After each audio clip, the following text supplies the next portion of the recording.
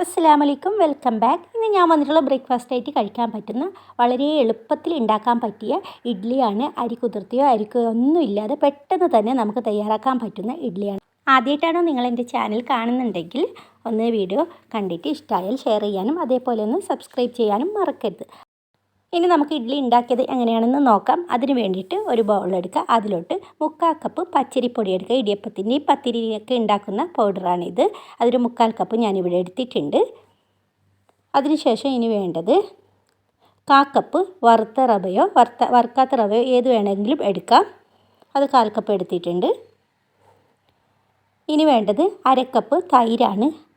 പുളിയുള്ള തൈരായാലും കുഴപ്പമൊന്നുമില്ല. നല്ല കട്ടിയുള്ള തൈരാണ് ഞാൻ ഇപ്പോൾ ഇവിടെ എടുത്തിട്ടുള്ളത്.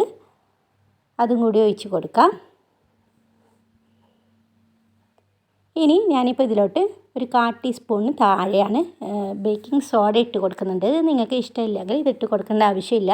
ഇനോ ഉണ്ടെങ്കിൽ ഇനോ ഇട്ട് കൊടുത്താലും മതി. ഇനി 3/4 ടീസ്പൂൺ ഉപ്പും കൂടി ചേർക്കുന്നുണ്ട്. ഇനി നമുക്ക് ഇതിന് വെള്ളം ഒഴിച്ചിട്ട് ഒന്ന് കലക്കി എടുക്കണം. ആദ്യം ഞാനിപ്പോൾ ഒരു 1/2 കപ്പ് വെള്ളം ഒഴിച്ചിട്ട് കലക്കി നോക്കാം. കലക്കിയതിന് ശേഷം ഇനി വെള്ളം ആവശ്യമുണ്ടെങ്കിൽ മാത്രം ചേർത്ത് കൊടുക്കുക. 1/2 കപ്പ് ഞാൻ വെള്ളം ഒഴിച്ചിട്ട് കൊടുത്തിട്ടുള്ളൂ. നിങ്ങൾക്ക് പരുവം അറിയാലോ, ഇഡ്ഡലി മാവിൻ്റെ പരുവം. അപ്പോൾ അതിന് വേണ്ടിയിട്ടുള്ള വെള്ളം നിങ്ങൾ ഒഴിച്ച് കൊടുത്താൽ മതി. ഞാൻ വീണ്ടും 1/2 കപ്പും കൂടി ചേർക്കുന്നുണ്ട്. ടോട്ടൽ 1 കപ്പ് വെള്ളമാണ് ഞാനിപ്പോൾ ഇവിടെ എടുത്തിട്ടുള്ളത്. നിങ്ങൾക്ക് അരിപ്പൊടിയുടെ വ്യത്യാസത്തിനനുസരിച്ച് വെള്ളത്തിൻ്റെ അളവും വ്യത്യാസം വന്നേക്കാം. അങ്ങനെ ഇപ്പോൾ കട്ടിയിൽ തന്നെ ഇത് കലക്കി എടുത്തിട്ടുണ്ട്. എന്നിട്ട് നമുക്കൊരു 15 മിനിറ്റ് ഇതിനൊന്ന് റെസ്റ്റ് ചെയ്യാൻ വെക്കണം.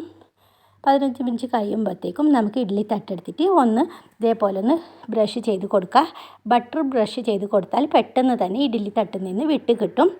ഓയിലാണെങ്കിൽ അത്ര പെട്ടെന്ന് കിട്ടില്ല. ബട്ടർ ഉണ്ടെങ്കിൽ ബട്ടർ തന്നെ പുരട്ടി കൊടുത്താൽ മതി.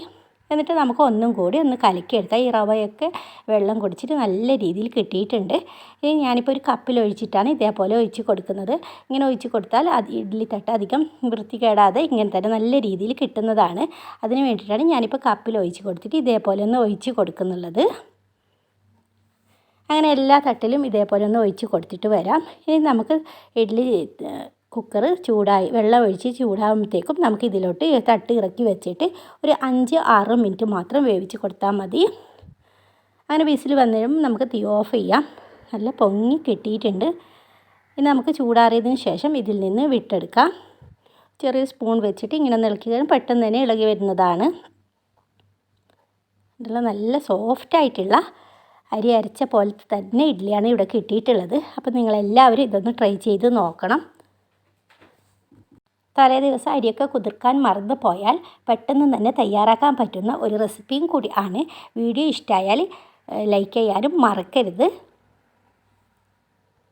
ചട്നിയുടെ കൂടെയോ സാമ്പാറിൻ്റെ കൂടെയോ ഒക്കെ കഴിക്കാൻ നല്ല ടേസ്റ്റാണ്. അതൊന്നും ഇല്ലെങ്കിൽ കുറച്ച് മധുരം ഇട്ടിട്ട് കഴിക്കാനും നല്ല ടേസ്റ്റായിട്ടുള്ള ഒരു ഇഡ്ഡലിയും കൂടിയാണ്. അപ്പോൾ എല്ലാവരും ട്രൈ ചെയ്യുമെന്ന് വിശ്വസിക്കുന്നു.